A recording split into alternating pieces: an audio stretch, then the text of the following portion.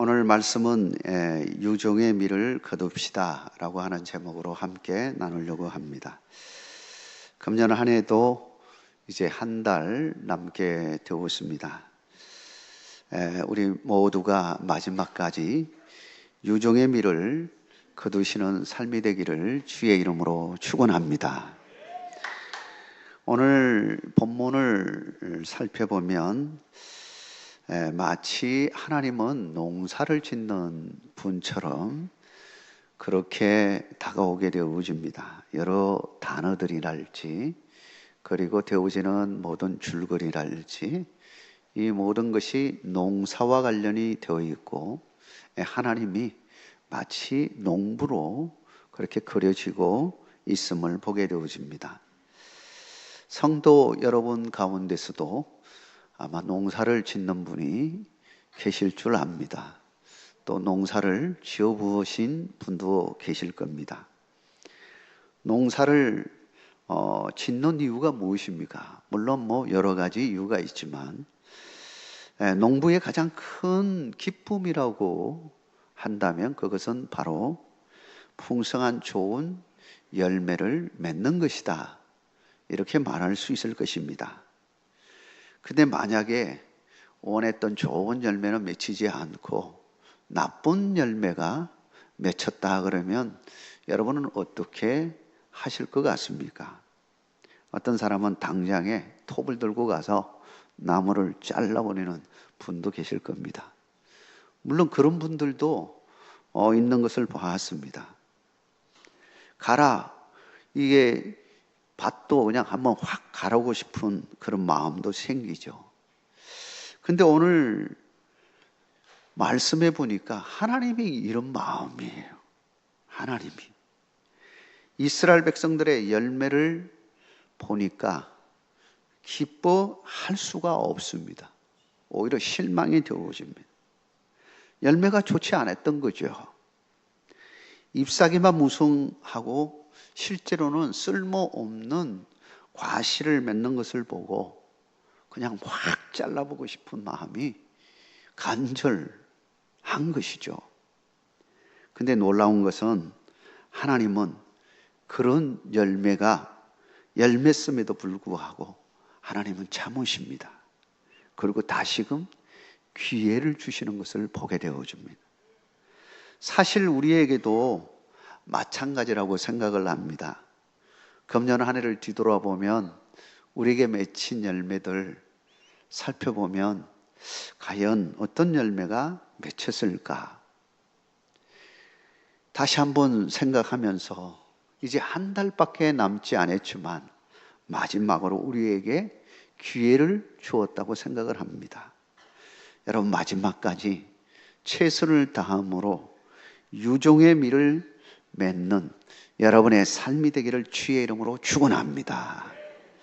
그렇다면 마지막까지 유종의 미를 맺기 위해서는 우리가 어떤 자세로 살아가야 되느냐라고 하는 것입니다.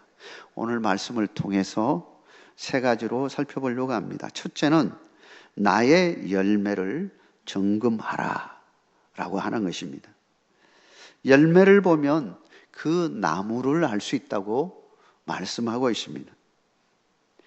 오늘 호세아 10장의 말씀을 보면 북이스라엘은 과연 어떤 열매를 맺고 있느냐라고 볼 수 있습니다.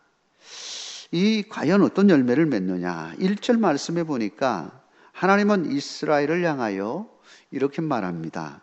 우리 같이 1절을 한번 읽어보겠습니다.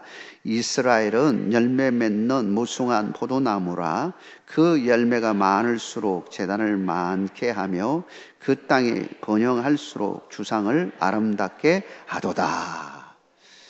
나무에 열매가 맺혔는데요. 많은 열매가 맺혔습니다. 풍성한 것처럼 보입니다. 그런데 실제로는 풍성한 포도나무, 그러나 그 나무는 사실은 그 열매는 좋은 열매가 아니었다라고 하는 사실을 말해주고 있습니다. 여기서 풍성하다, 이 풍성한이라는 단어를 보면 공허하다, 그런 의미를 가지고 있습니다. 열매가 많이 맺혔는데 알고 봤더니 사실 쓸모없는 열매였다. 공허함, 쓸모없는 열매였음을 말해주는 것이죠. 실제로 이스라엘 백성들은 여로보암 2세 시대를 거치면서 그 어떤 시대보다도 풍성함을 누렸습니다. 그 시대가 정말 풍성한 시대였습니다. 그런데 반대로 영적인 면에서는 피폐하고 공허한 그런 열매가 맺히는 시대였다라고 하는 것입니다. 그러니 하나님께서 얼마나 마음 아파하시겠습니까? 많은 열매가 맺혔다고 생각했는데 알고 봤더니 그 열매들이 좋은 열매가 아니고 나쁜 열매이고 쓸모없는 열매였다라고 하는 것입니다. 그들의 마음은 하나님과 우상을 동시에 섬기는 두 마음을 품고 있었다라고 하는 것입니다. 그래서 2절에 그들이 두 마음을 품었다라고 이야기하고 있습니다. 하나님은 그들에게 물질적으로 풍성하고 번창하는 은혜를 주셨는데 그 번창의 은혜를 누구에게 영광을 돌리느냐? 오늘 찬양도 영광 우리 하나님 앞에 올려드렸는데 그 영광을 하나님 앞에 올려드리는 것이 아니라 자기들이 섬기는 우상 앞에 드리고 그리고 그 제단을 예쁘게 꾸미고 그런 상황에 놓여 있었던 겁니다. 두 마음을 품은 것이죠. 더 황당한 것은 3절 말씀에 나타나 있는데 하나님을 두려워하지도 않고 하나님의 왕 되심을 거부한 겁니다. 하나님, 이제 우리 하나님은 나의 하나님이 아닙니다. 저는 다른 신을 섬기겠습니다. 우상을 섬기겠습니다. 이렇게 나가는 것이죠. 4절 말씀에는 그들의 삶의 열매들은 결국은 어떤 열매들이 맺히느냐? 헛된 말과 거짓 맹세로 가득하는 삶을 살게 되었다. 그들의 입술의 열매, 그들의 행위의 열매, 그 열매를 보니까요, 하나님이 원하시는 열매가 아닌 거예요. 다 잘라버리고 싶은 열매들이에요. 버리고 싶은 열매들이에요. 이런 열매들이 맺힌다라고 하는 것이죠. 결과적으로 하나님을 떠나 우상을 섬기는 자의 결말은 어떻게 되어지느냐? 5절 말씀에 보니까 하나님의 영광이 그들로부터 떠났다라고 말합니다. 7절 말씀에 물 위에 있는 거품같이 멸망하게 될 것이다 라고 말합니다. 사랑하는 성도 여러분, 결국 우리가 좋은 열매가 맺히지 못하고 거짓 열매가 맺힌다면 우리도 마찬가지로 그런 상황에 놓여 있을 수밖에 없다라고 하는 것입니다. 사랑하는 성도 여러분, 여러분의 삶에 좋은 열매들이 맺히기를 주의 이름으로 축원합니다. 사실 우리도 주의 말씀을 오늘 우리에게 주시는 이 말씀을 심각하게 받아들이고 우리 자신을 살펴보아야 합니다.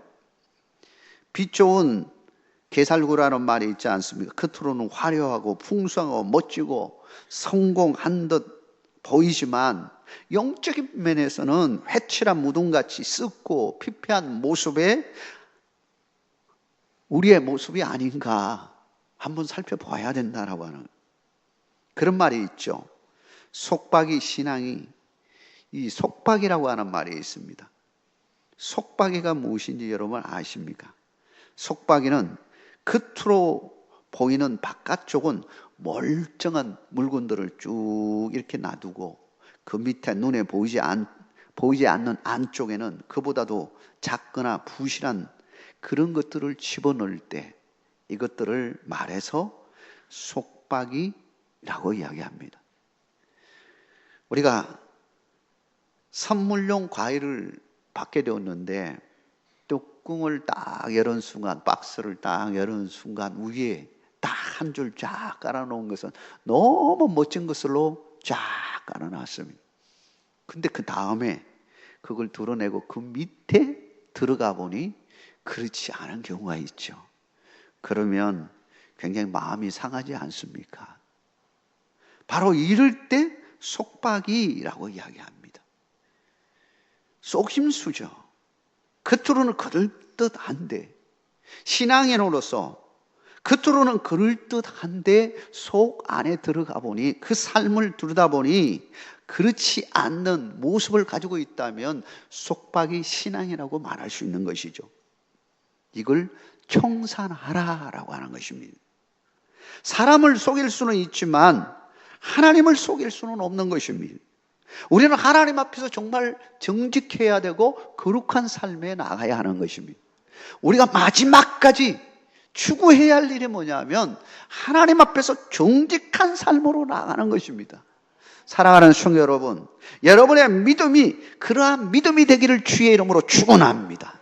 정직해야 합니다. 거룩해야 합니다. 하나님 보시기에 합당한 자가 되어야 하는 것입니다. 여러분의 삶에 정말 좋은 열매들이 주렁주렁 맺히기를 주의 이름으로 축원합니다. 두 번째로 유종의 미를 거두기 위해서는 하나님의 은혜와 자비를 구해야 된다라고 하는 것입니다. 왜 그렇습니까? 내 힘으로는 유종의 미를 거둘 수 없기 때문입니다. 우리는 가끔 내가 열심히 해서 좋은 열매를 맺었다고 착각합니다. 그 열매들을 최고라고 생각하고 좋은 열매라고 생각을 합니다. 근데 사실 하나님이 원하시는 열매가 아닌 경우가 많습니다. 그렇다면 우리는 하나님의 백성으로서 정말 어떤 열매를 맺어야 되느냐라고 하는 것입니다. 정말 하나님이 원하시고 바라는 열매는 무엇일까요? 하나님이 우리에게 돈을 많이 벌어오라 그렇게 말씀하셨나요? 그렇지 않았습니다. 명예를 많이 얻어가지고 그것으로 하나님을 기쁘시게 하라 그렇게 말씀하셨습니까? 그렇지 않습니다. 그렇다면 무엇으로 무슨 열매가 맺혀야 정말 하나님이 기뻐하는 열매일까? 오늘 본문의 12절에 이렇게 말합니다. 공의를 심고 인애를 거두라 라고 이야기합니다. 공의를 심고 인애를 거두라. 여기서 공이라는 말을 다른 번역서에 보면 의로 표현하고 있습니다. 의. 그리고 인애는 긍휼 아니면 사랑으로 표현하고 있습니다. 그렇다면 의와 긍휼, 사랑, 이것은 하나님이 주시는 열매인데 어디로부터 오는 겁니까? 내 힘과 내 능력으로 얻을 수 있는 열매입니까? 아닙니다. 전적으로 하나님의 은혜와 자비로 통해서 주어지는 열매들이에요. 여러분, 우리가 어떻게 의로워질 수가 있습니까? 거룩해질 수가 있겠습니까? 우리는 의로워질 수도 없고 거룩해질 수도 없는 죄인들 아닙니까? 근데 우리가 의로운 자가 될 수 있는 것은 하나님이 의롭게 하셨기 때문이다라는 거예요. 예수 그리스도를 통해서 의롭게 하셨기 때문에 우리는 의로운 자가 되어진 것이지 우리의 행위 때문에 의로운 자가 된 것이 아닙니다.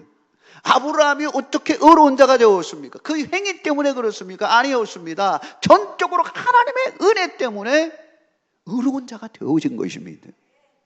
뿐만 아니라 우리가 하나님의 사랑을 받을 수 있는 어떤 조건들이 있습니까? 아닙니다. 오히려 책망받을 일이 많습니다. 그럼에도 불구하고 하나님은 끝까지 우리를 사랑하시고 우리를 지켜내십니다. 전적으로 하나님의 은혜인 줄 믿으시기 바랍니다. 우리가 여기까지 온 것도 에베네셀 되신 우리 하나님의 도우심인데 그 에베네셀 되신 하나님은 어떤 하나님입니까? 우리에게 사랑과 자비를 베푸시는 하나님이시다라고 하는 거예요. 여러분, 그 하나님을 붙들고 사시기를 주의 이름으로 축원합니다. 지금까지 그렇게 우리가 살았다면, 하나님의 은혜로 살았다면 앞으로도 마찬가지로 하나님의 은혜로 살 수밖에 없는 겁니다. 우리의 어떤 능력으로 할 수 있는 일이 아닙니다. 오늘 본문의 13절에 이렇게 말합니다. 우리 13절을 같이 한번 읽어보겠습니다. 너희는 악을 밭가라 죄를 거두고 거짓 열매를 먹었나니 이는 네가 네 길과 네 용사의 많음을 의뢰하였음이라. 마지막 부분에 보니까 네 용사의 많음을 의뢰하였음이라 이렇게 말하고 있습니다. 이 용사의 많다는 것은 뭘 의미하면 군사력을 의지했다는 걸 말합니다. 세상의 힘과 권력 온갖 이 힘을 동원해서 선곡한들 과연 그 열매가 어떤 열매이냐 따지고 보니까 악한 거짓 열매들이 주렁주렁 맺혔다라고 하는 거예요. 세상의 힘과 권력 이런 것들을 가지고 내가 뭔가를 이루겠다 하는 사람들의 그 결과는 사실은 그 열매들은 따지고 보면 하나님이 원하시는 열매가 아니었음을 보게 되어줍니다. 오히려 하나님이 정말 원하시는 것은 겸손히 하나님의 의와 긍휼을 의지하는 것이다 라고 말씀하고 있는 것입니다. 내 힘으로 되지 않음을 깨닫고 더욱 하나님을 의지하고 하나님을 찾을 때 하나님은 더 기뻐하시는 것입니다. 다윗은 왕의 권력으로 밧세바를 취한 후에 하나님으로부터 점점 더 멀어졌습니다. 기도해도 기도가 안 됩니다. 찬양을 해도 즐겁지가 않습니다. 오히려 마음으로는 더 큰 중압감에 시달리게 되었습니다. 그때 나단 선지자가 찾아와서 왕의 교만함과 잘못을 지적합니다. 그 지적할 때 왕으로서 만약에 받아들이지 않는다면 어떻게 될까요? 실제로 그럴 수 있습니다. 선지자를 그냥 죽여버릴 수도 있고 없애버릴 수도 있습니다. 그의 책망을 무시해버릴 수도 있습니다. 근데 다윗은 하나님을 경외하는 자였습니다. 실수했지만 그러나 그 마음의 중심에는 언제나 하나님 바라보고 산 사람입니다. 오히려 그는 감사했습니다. 대놓고 그냥 선지자가 책망하는 것에 대해서 감사했습니다. 그런 가슴을 치면서 회개하고 하나님 앞에 나아갔습니다. 그랬더니 오히려 놀라운 은총이 그에게 임하게 되었습니다. 마음의 평강이 찾아왔습니다. 구원의 기쁨이 찾아오게 된 것입니다. 시편 51편 17절에 이렇게 말합니다. 하나님께서 구하시는 제사는 상한 심령이라 하나님의 상하고 통회하는 마음을 주께서 멸시하지 아니하시리이다. 어쩌면은 우리가 정말 맺어야 할 열매는 회개의 열매입니다. 회개의 열매예요. 우리가 이렇게 많은 것을 얻었습니다, 이루었습니다 하는 성취에 대한 것이 아니라 오히려 저는 부족합니다, 연약합니다, 넘어졌습니다 하고 하나님 앞에 회개하는 열매를 맺힐 때에 하나님은 더 기뻐한다는 거예요. 다윗의 이러한 모습이 하나님의 의를 심고 인애를 거둔다는 의미가 아니겠습니까? 성도는 하나님의 은혜와 자비로 살아가는 존재들입니다. 하나님의 은혜가 없었다면 우리는 한시도 살아갈 수가 없는 자들입니다. 그러므로 우리에게 맺힌 모든 선한 열매가 있다면 그건 전적으로 하나님의 은혜로 이루어진 것입니다. 그러므로 이제 살아갈 모든 날 속에서도 마찬가지입니다. 이제 우리가 금년도 한 달 남았는데 무슨 은혜로 살아가느냐? 하나님의 은혜, 하나님의 자비와 그리고 은혜로 살아갈 때 우리는 아름다운 열매들로 맺혀질 줄 믿습니다.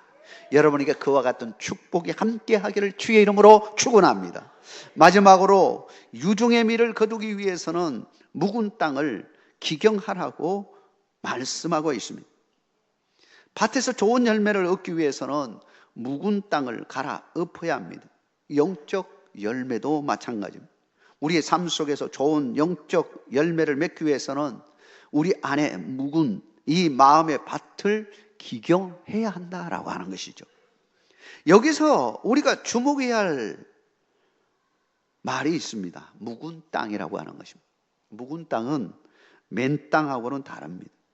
맨 땅은요, 한 번도 개간해 본 적이 없는 땅을 말합니다. 밭을 일군 적이 없는 땅, 맨 땅이에요. 그런데 묵은 땅이라고 하는 것은 밭이었는데 그게 점점 쓸모없는 땅이 돼서 묵혀있는 그런 상황에 놓여 있죠. 그렇다면 이 의미가 뭐냐라고 하는 거예요. 묵은 땅이라고 하는 것은 이미 하나님의 은혜를 경험한 자였습니다. 우리도 하나님의 은혜를 경험한 자 아닙니까? 그런데 하나님의 은혜를 잊어버리고 살아갈 때의 그 마음이 바로 묵은 땅이라고 하는 것입니다. 다시 한번 하나님의 은혜로 회복되어지고 하나님의 원하시는 좋은 열매를 맺기 위해서는 우리의 마음의 밭을 기경해야 된다는 것입니다. 갈아엎어야 된다는 것입니다. 사랑하는 성도 여러분, 그런 은혜가 함께하기를 주의 이름으로 축원합니다. 이스라엘 백성들이 그러했습니다. 그들이 다시 좋은 열매를 맺기 위해서는 이제 심령의 묵은 땅을 갈아엎어야 했습니다. 하나님 앞에서 철저히 회개하고 하나님께로 돌아와야 하는 것입니다. 여러분, 우리가 돌아와야 할 자리는 항상 하나님 안에 있음을 믿으시기 바랍니다. 하나님께 돌아오면 다시금 우리 하나님께서 신원을 회복시켜 주시기 때문에 호세아 6장 1절 말씀이 그러한 것을 우리에게 보여주고 있습니다. 우리 같이 한번 크게 호세아 6장 1절을 읽겠습니다. 오라 우리가 여호와께로 돌아가자. 여호와께서 우리를 찢으셨으나 도로 낫게 하실 것이요 우리를 치셨으나 싸매 주실 것임이라. 아멘. 할렐루야. 우리가 여호와께로 돌아가기만 하면 우리가 찢어졌지만 다시 도로 낫게 해주신다라고 하는 거예요. 하나님이 우리를 돌아오게끔 치셨으나 돌아오게만 한다면 하나님께서 어떻게 하신다? 싸매어 주신다라고 하는 것입니다. 돌아가야 합니다. 어디로 돌아가야 하냐? 하나님께로 돌아가야 하는 것입니다. 지미 카터 전 미국 대통령은 왜 최선을 다하지 못했는가라고 하는 자서전을 쓰면서 그의 신앙을 고백한 적이 있습니다. 거기 내용에 보니까 1966년 주지사로 입후보하고 선거운동하는 3개월 동안 약 30만 명 정도의 사람들과 만나서 악수를 했다고 합니다. 그런데 나를 위해서 3개월에 30만 명을 만났지만 하나님을 위해서는 14년 동안 겨우 140가정밖에 복음을 전하지 못했음에 그는 부끄러워했다라고 적었습니다. 그러고 보면 우리는 어떤 삶을 살았는가 다시 한번 뒤돌아보게 되어집니다. 우리는 하나님을 위해서 얼마나 시간을 내고 교회를 위해서 얼마나 시간을 내고 봉사했을까. 세상 사람들을 만나는 일과 세상 일에는 많은 시간을 내고 거기에 많은 투자도 하지만 정작 하나님의 영광을 위하여 나는 어떻게 살았을까? 한번 다시 뒤돌아보면서 이제 금년 한 해도 한 달밖에 안 남았지만 마지막까지 유중의 미를 거두기 위해서 마지막까지 하나님 앞에 최선을 다하는 우리 모두가 되어야 하지 않겠습니까? 사랑하는 성도 여러분, 오늘 우리에게 주시는 말씀을 기억하시면서 다시 한번 대림절 기간 동안에 우리 자신을 다시 한번 점검하고 자기 스스로 나 혹시 내가 내 자신이 속박이 신앙이 되고 있지는 않는가? 겉으로는 신앙인이라 그러는데 실제로는 그러지 않은 나의 모습은 아닌가? 한번 살펴보시기를 바랍니다. 세상의 힘과 지혜를 의지하지 말고 하나님의 자비와 긍휼을 의지하여 더욱 하나님께 가까이 나아가는 은혜의 시간이 되기를 주의 이름으로 축원합니다. 하나님의 크신 은혜가 여러분과 함께 하기를 주의 이름으로 선포합니다.